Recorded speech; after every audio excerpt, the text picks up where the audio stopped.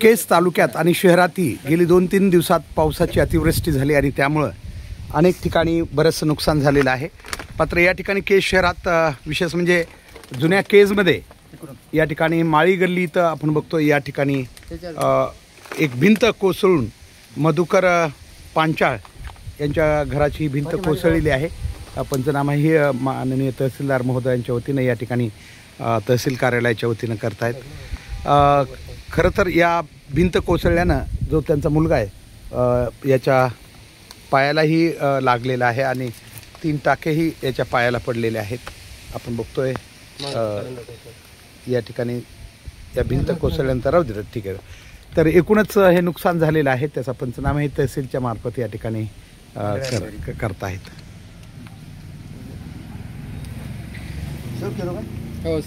तहसीलदार महोदयांना विनंती आहे की निश्चितच एक अतिशय गरीब हे परिस्थितीतलं घर आहे आणि या ठिकाणी ही भिंत कोसळल्यानं झालेल्या नुकसानीचं या कुटुंबाला काही जर थोडीफार मदत करता आली तर आर्थिक शासकीय याच्यातून खूप गरजेचे आहे. या ठिकाणी माझ्यासोबत माननीय विनोदजी शिंदे आहेत जे की सामाजिक आणि या क्षेत्रात काम करतात पत्रकारितेमध्ये. तर काय सांगाल साहेब, बरेचसं केस जुन्या केसमध्ये बी काही ठिकाणी अशा प्रकारची घरं कोसळली. हे मधुकर पांचाळ यांचं घर आहे. त्यांच्या घरी करता माणूस कुणी नाही आहे. ह्याच्याहून एक मोठा भाऊ एक आहे, एक छोटा आहे. घराची जर परिस्थिती बघितली तर तुमच्या लक्षात येईल की घर कसं आहे. हे घर म्हणावं का उकांडा म्हणावं हेच प्रश्न पडला. तुम्ही मध्ये येऊन बघा कसं आहे ते. आता बघा घर असं बघा, इकडे बघा हे घर बघा, बघा खरंच काही परिस्थिती वाईट परिस्थिती आहे. आता हे त्यांचं घर आहे मध्ये या. हे घर बघा, त्यांना राहायचं कसं आणि जगायचं कसं हा मोठा प्रश्न आहे. हे बघा, ही बघा वाईट परिस्थिती आहे. वरी छत नाही, खाली कोरडं नाही. इकडे या, इकडे दुसरं एक आहे.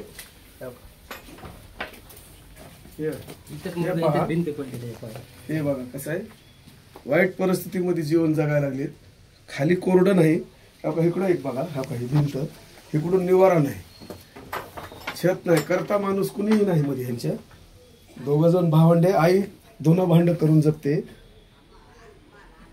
आमचं काही नाही, राहणे म्हणजे काय बघा का वाईट परिस्थिती. खरोखर या ठिकाणी पाहिल्यानंतर आपल्याला लक्षात येतं की शहरात म्हणजे केज शहर म्हणायला पण जुन्या केजमध्ये कशा अतिशय वाईट परिस्थितीमध्ये यांना घरकुल द्यायला पाहिजे. नक्कीच नगरपंचायतनेही यांना घरकुल देणं गरजेचं आहे.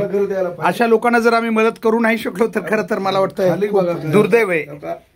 सगळे बोळ आहेत खाली, इकडे बोल आहे. हे आहे केज शहरातील. खरं तर जुन्या केजमध्ये अनेक नागरिकांच्या घरी अशा परिस्थिती आहे. आपण फक्त हे पडझड झाल्यामुळं आणि त्या मुलाला खरं तर लागल्यामुळं ही बघा खाली आपण बघू शकतोय. खरं तर या ठिकाणी साप उंदीर या कसे बघा हे डब्बे आणि याच ठिकाणी डब्याच्या खालीच असे मोठे छिद्र आहेत. आपण बघितलं तरी खूप मोठे छिद्र आहेत. खरं माणूस म्हणून जगणं किती अवघड आहे या परिस्थितीतून आपल्याला कळतं. हे बघा सगळं याच ठिकाणी परिस्थितीचा आढावा घेतला आपण तर ही अगदी जी श्रद्धास्थान आहेत, आस्था आहेत ती सुद्धा अशी मातीनं पूर्णपणे वेढलेली आहे.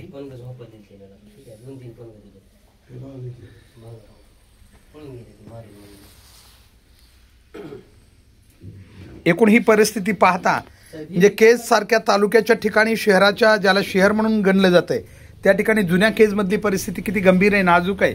अनेक नागरिकांना अतिशय हालाकीचं जीवन इथं जगावं लागतंय. खरं तर त्यांना बाकी मदत नाही देता आली तर जसं आता म्हटल्याप्रमाणे विनोदराव शिंदे म्हणल्याप्रमाणे किमान त्यांना पंचायत समिती नगर पंचायतच्या वतीनं जिथं काही शक्य असेल ती एक छोटी फार मदत घरकुलाच्या माध्यमातून जर दिली तर त्यांना एक चांगलं घर म्हणून इथं जगता येईल. आपण बघू शकता हे सगळं दररोजचं जीवन आहे. असं नाही की फक्त आपण बघायलो. हे बघा छिद्र. आता इथं विचार करण्यासारखी गोष्ट आहे. साप उंदीर किती भयंकर या परिस्थिती येतं असू शकते. एकटं कुणाला झोपणं किती अवघड आहे इथं हे यावरून आपल्याला कळतंय. निश्चित या सगळ्या छोट्याशा व्हिडिओच्या माध्यमातून केलेल्या बातमीचा आढावा नक्कीच प्रशासन घेईल अशी अपेक्षा इथं व्यक्त करूया.